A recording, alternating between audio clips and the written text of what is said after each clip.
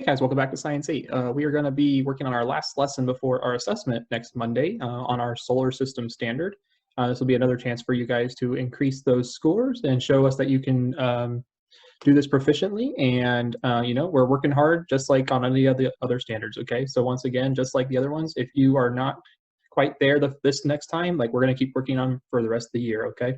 There will be some emails going out very soon about who needs what in terms of your scores. Now you probably can have seen them in Aries as well. So I know some of you guys have reached out to us. So that's fantastic. And if you have any questions, please make sure you reach out to us too. Okay, so we're here for you.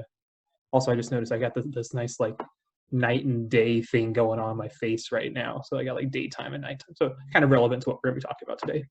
So anyways, what we're going to be doing today is using our knowledge. It's going to be an application lesson to show how we're going to be successful on the assessment next Monday when we are building our models and explaining them, okay?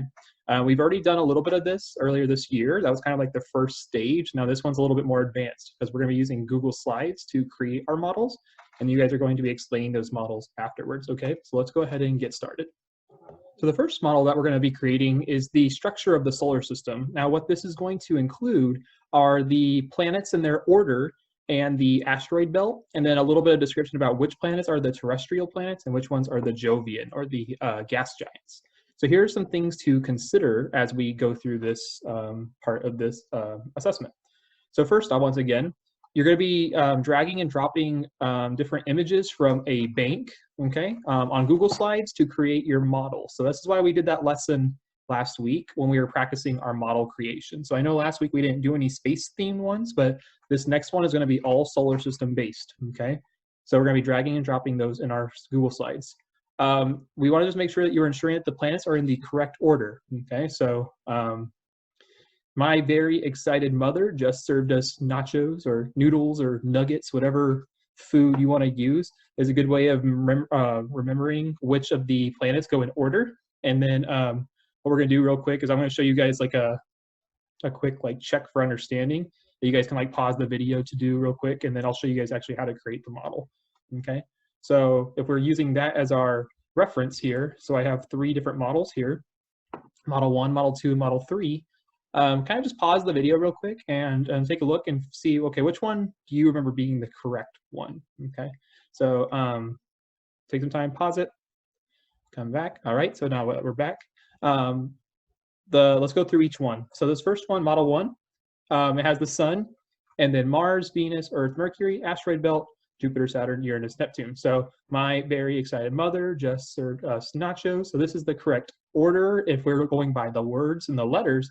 However, there is one thing about this. The thing that's wrong here is that Mercury is actually the first planet. So this one and Mars are actually switched in the places. So we need to know that this one's actually more of a correct order. So the second one is the same exact thing, but Mercury and Mars are switched. And that's different than Model 3 because Model 3 has the sun back behind Neptune, and that's not the case either. So Neptune's the farthest one away from the sun. So the correct answer would be model number 2. So now I'm going to show you guys how to create that model, okay? So it's going to look like this on your practice page, and this is how it's going to look for the assessment, okay? So if you can do the practice, you can do the assessment, okay? You will be successful. You just need to show us that you can do it. If you need help, please come see us. But let's take a look. I'm going to actually do this for us. So when you create your model, you're going to be in presentation. You're not going to be in presentation view. You're going to be out of it. It's going to look like this. And what you're going to do is it says create a model of the solar system starting with the sun. You're going to put the planets by dragging them into their positions, okay? So if I'm going by my very excited mother just served us nachos, I'm going to go with the first one, which I know is Mercury. So I'm going to drag and drop. I'm going to drag and drop Venus next. My very excited mother just served us nachos. Now, I know mine's going off the page here. That's okay. We'll be able to correct that in your assessment as well. If this is like how it is in your assessment, that's okay. When we look at it, we'll be able to see this as well. And then, of course, we need to put the asteroid belt in between these 2 planets. Okay, they separate the inner and outer planets, or we can say that they separate out the terrestrial and Jovian planets. So for this list, which planets are considered the terrestrial planets? The terrestrial means like Earth, okay? So all the planets that are like Earth, which means they have a rocky core and have somewhat of a thinner atmosphere is going to be the first inner planets. Okay, so it just says list them below. So all you need to do is input which ones look like Earth, or are the terrestrial planets. Same thing for the Jovians.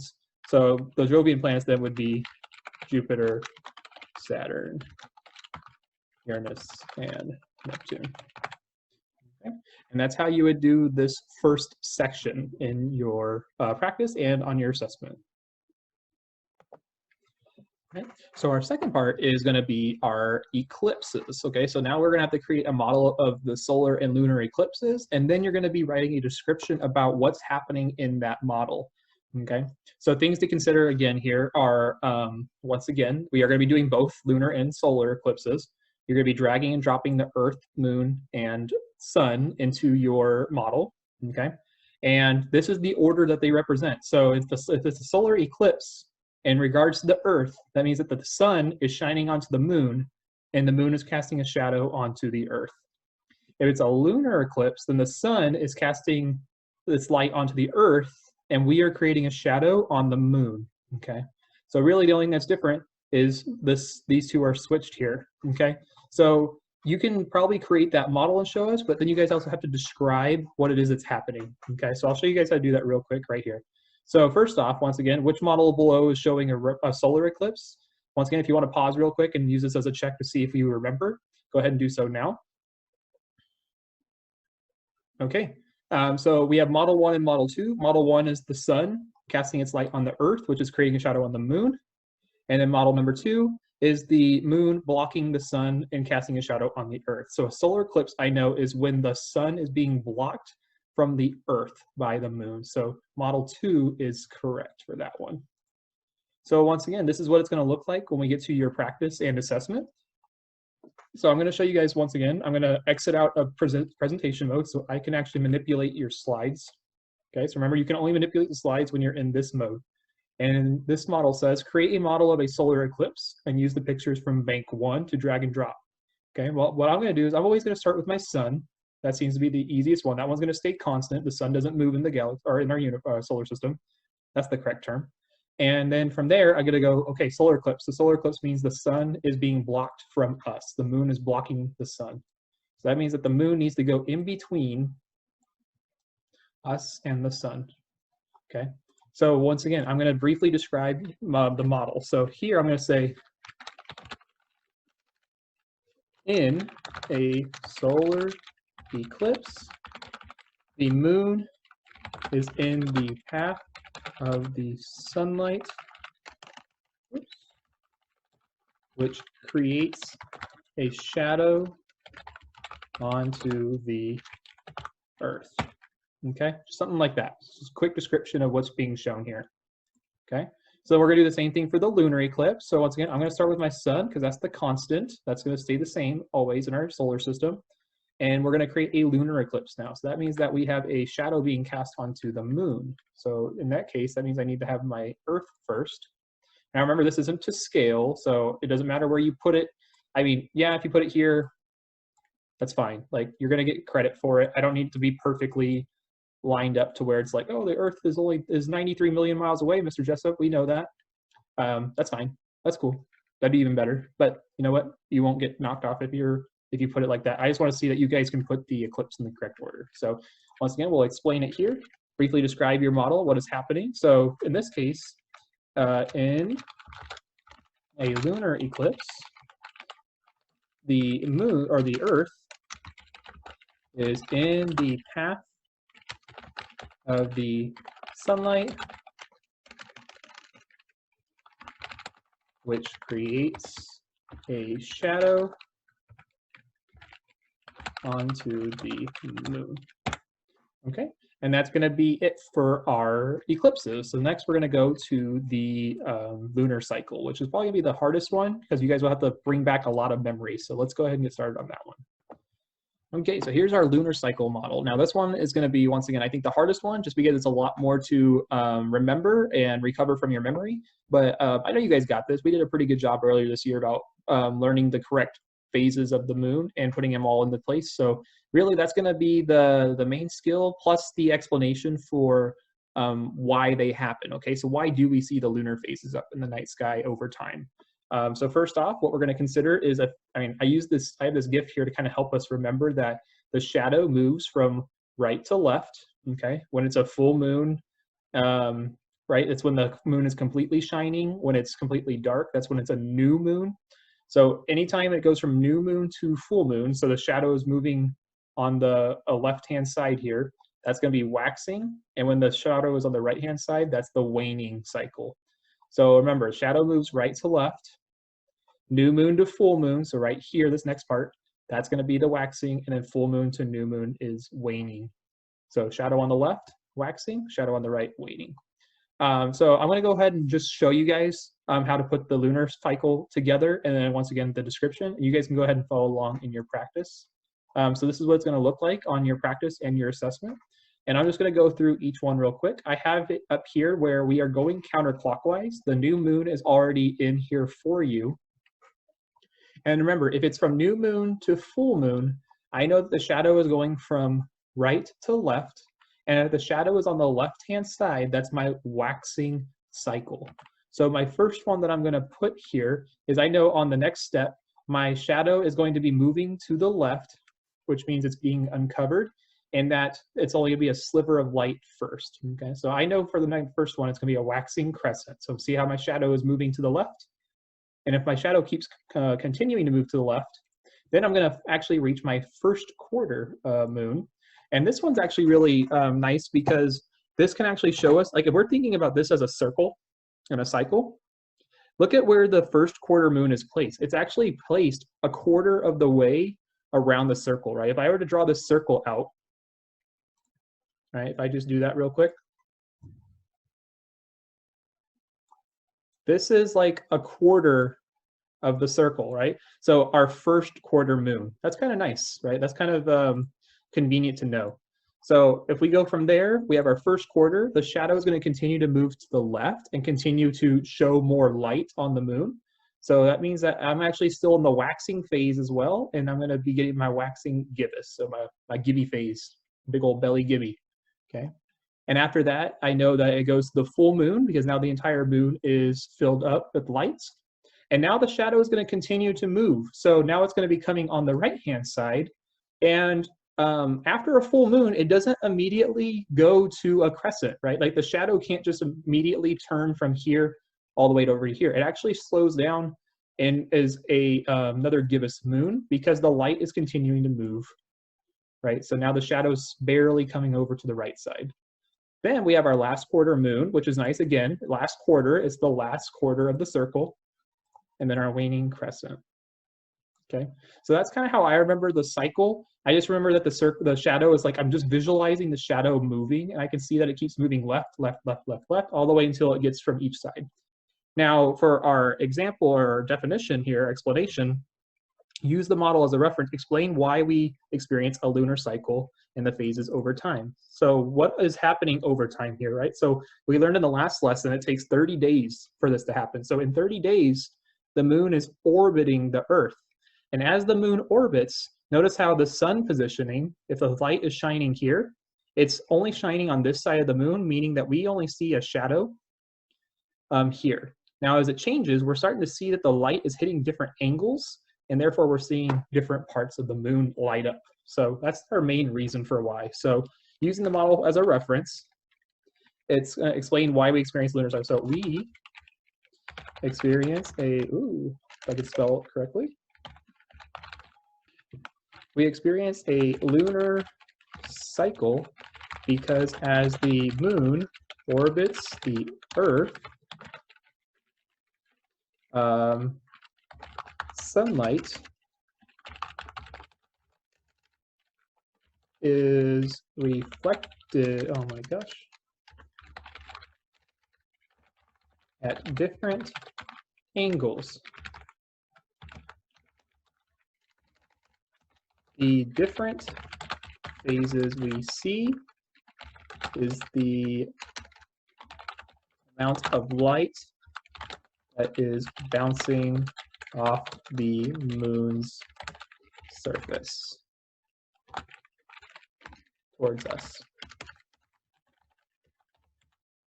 Okay, so something like that, something that you guys are going to tell us like, hey, I know that the reason why we see different phases of the moon is because sunlight is bouncing off of the moon and hitting us in a different way as it goes around into different angles, right? So once again, I don't see any, nothing's lit up here because as the sunlight hits the moon, we're actually seeing from here, right? This is darkness. The full moon, though, it's in view of the entire sun, right? So like the whole sun is lighting up this side. Okay, so that's why we see a full moon.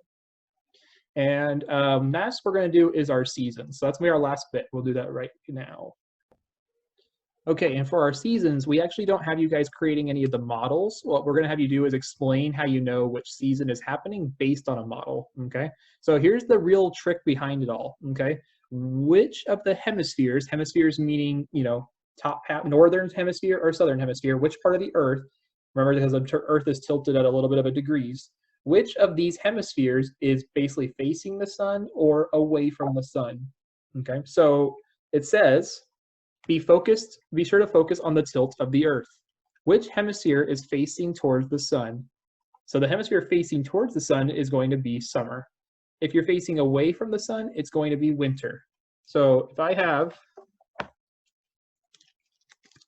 my sun here, and I have my Earth, which is not currently tilted, right? But the Earth is tilted this way. The top half, or the northern hemisphere here, is actually tilted towards the sun. That means it's receiving more light rays, which means it's actually in summertime. As we orbit the Earth, or as we orbit the sun, now we are tilted away from it. And this northern half is now facing away from the sun, which means it's now winter. So we're going to be using those kind of to describe our models. Okay, we're going to use a model to describe that as well. So let's take a look here. What season is occurring in the southern hemisphere? Explain how you know. Okay, well, if I have my notes here, I know that my northern hemisphere is the top of the Earth. The southern hemisphere is the bottom of the Earth. So I'm saying, okay, so which season is occurring in the southern hemisphere? Well, is the southern hemisphere tilting towards the sun or away from the sun? The sun's here. So I know that this southern hemisphere is actually tilting towards the sun, right? My northern hemisphere is tilting away from the sun. So since it's tilting towards the sun, I know that it's experiencing summer in the southern hemisphere. So the season that the southern hemisphere occurring or is experiencing, I could word this differently. It doesn't have to be exactly like this, as long as you get your point across, is summer. I know this because the southern hemisphere is tilted towards the sun, which means that it is receiving more sunlight. Oh, okay. And then as we go down, then we can go to the next one, and it says, what season is occurring in the northern hemisphere? And explain how you know. So once again, if I'm using my same notes here, and if it will let me notate here, perfect. I got my equator here. Once again, I got my northern hemisphere. I have my southern hemisphere. Okay. What season is occurring in the northern hemisphere? So I know that my northern hemisphere is actually tilted away from the sun. Notice how it's facing the opposite direction. So because it's facing away from the sun, I know that this northern hemisphere is experiencing winter. So once again, you can word this differently however you want, as long as it makes sense. So I can reword it this way as well. The season that is occurring in the northern hemisphere is winter. Oops, not winter, winter. I know this because the northern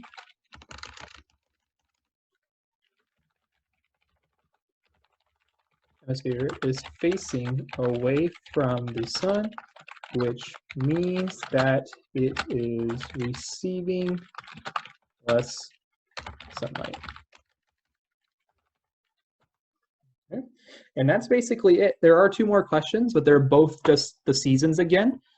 just different iterations of the same types of problems. So I'm going to leave those to you guys in your practice so that you have those kind of to do on your own. Other than that, I pretty much have done everything for you. If you follow along with this video, just make sure that you do that on your practice page. You could turn that in, and then that'll help you prepare for Monday. Once again, this assessment is it's going to look exactly like this, okay? Plus maybe some multiple choice questions.